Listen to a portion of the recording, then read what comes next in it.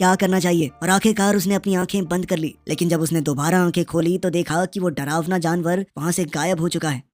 अब जापानी फौजी साइटो से पूछताछ कर रहे थे कि क्या पक्का यहाँ पर कोई और नहीं है। साइटो ने कहा कि वो अकेला है, लेकिन सिपाहियों को शक हो गया क्योंकि उन्हें ब्रॉन्सन के वहाँ होने के कुछ सुराग मिले थे। एक फौजी अपनी तलवार लेकर उठा और कहने लगा कि जहाज डूबने से पहले एक अफवाह उड़ी थी कि एक गद्दार और दुश्मन को एक साथ जंजीर से बांध दिया गया है। जब उन्होंने साइटो के पैर से कपड़ा हटाया तो वो समझ गए कि साइटो एक गद्दार है। दूसरे फौजी ने उससे पूछा कि वो भगौड़ा कहाँ पर है। साइटो ने कहा कि वो मर चुका है और उसने एक कब्र की ओर इशारा किया जहाँ उन लोगों ने ब्रॉन्सन के दोस्त को दफनाया था। एक जापानी फौजी ने कहा कि साइटो सिर्फ एक गद्दार नहीं, झूठा भी है, और धमकी दी कि अगर उसने सच नहीं बताया तो वो उसका गला काट देगा। तभी एक भयानक दहाड़ पूरे टापू पर गूंजी और सब लोग रुक गए। वहाँ मौजूद दूसरा कैदी डर के मारे चिल्ला पड़ा कि ये जीव जो भी है इंसान तो नहीं है। वो घुटने के बल गिर गया और अपने बचाव के लिए प्रार्थना करने लगा। एक सैनिक ने सबसे छोटे सिपाही से कहा कि जाके देखो किस चीज की आवाज है। वो ब्रॉन्सन के पास पहुंचा। ब्रॉन्सन ने एक सूखी पेड़ की टहनी पर पैर रखा और आवाज आई। सैनिक उसकी तरफ बढ़ने लगा, लेकिन तभी जानवर की गुर्राहट की आवाज सुन के वो दूसरी तरफ भागा। वो सैनिक जंगल के रास्ते गुफा के गेट तक पहुंचा और अंदर घुस गया।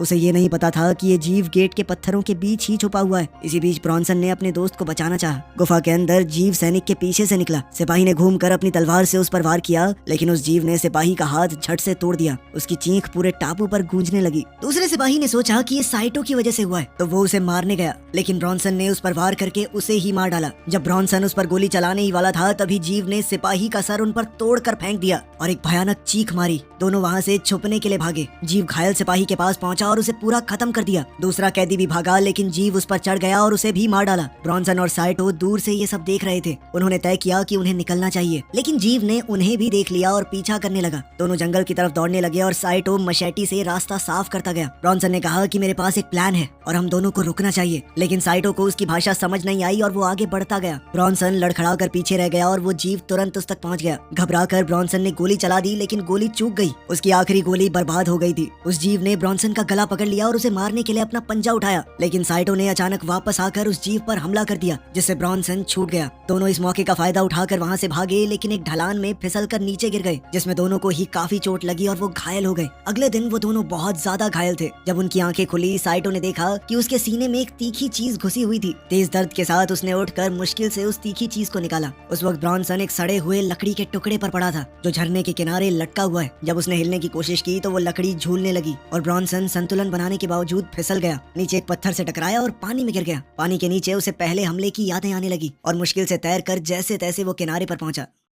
साइटो को दूसरी तरफ मरे हुए सिपाही की कटाना मिल गई। अब दोनों अलग हो चुके थे और नदी के साथ साथ चल रहे थे। झरने के ऊपर से उस जीव ने एक दिल दहला देने वाली चीख मारी, जो जंगल में गूंज उठी। उन दोनों को ही ये चीख सुनाई दी। दोनों चौकन्ने हो गए और साइटो, जो कि नदी से पानी पी रहा था, ठहर गया और अपने दोस्त को ढूंढने निकल पड़ा। ब्रॉन्सन अकेले ऊपर चढ़ता रहा जब तक एक बड़े झरने तक नहीं पहुंच गया, जो उसके आगे का रास्ता रोक रहा था। उसने फिर भी किसी तरह आगे बढ़ने का फैसला किया। शाम होने लगी और वो दोनों अभी भी अलग अलग थे। साइटो अब नदी के किनारे से निकलने की कोशिश कर रहा था, लेकिन लाख कोशिशों के बाद भी वो ब्रॉन्सन को ढूंढ नहीं पाया। इसी बीच ब्रॉन्सन झरने पर पहुंचा और सोचा कि थोड़ा आराम कर लिया जाए, लेकिन उसे पास से ही कुछ आवाजें सुनाई देने लगी। साइटो अभी भी जंगल में भटक रहा था। उन आवाजों को सुनकर वो चौकन्ना हो गया। ब्रॉन्सन आखिरकार गहरे हिस्से से बाहर आया और किनारे पर बैठ गया, लेकिन तुरंत ही उसने अपने बाजू में किसी की मौजूदगी महसूस की। जब वो देखने के लिए मुड़ा तो एक बड़ा मगरमच्छ वहाँ पर था। कोई चारा न देखकर वो बिना हिले शांत लेटा रहा। मगरमच्छ ने सिर्फ देखा और फिर पानी में लौट गया। ब्रॉन्सन अभी भी डरा हुआ था। वो चुपचाप उठा और चलने लगा। वो झरने पर ऊपर पहुंचने ही वाला था, पर तभी वो फिसल गया और उसी समय उसे वो जीव दिखाई दिया, जो अब साइटो के दिए हुए घाव पर कुछ लगा रहा था। ब्रॉन्सन को समझ आया कि ये कोई बेवकूफ जीव नहीं है। वो सोच समझ सकता है, अपने घावों को ठीक कर सकता है, और अब वो इस कोशिश में लग गया कि कैसे साइटो को ये बात बता सके। लेकिन गलती से वो एक आवाज कर बैठा और फिर किसी तरह छुप कर वहाँ से निकलने की कोशिश में लग गया। वो छुप कर देखता रहा जब वो जीव नदी के किनारे जा रहा था। तभी अचानक उसी मगरमच्छ ने जीव पर हमला कर दिया और उसे घसीट कर ले गया। पानी तुरंत लाल हो गया और कुछ देर तक मगरमच्छ सांस लेने के लिए तड़पा।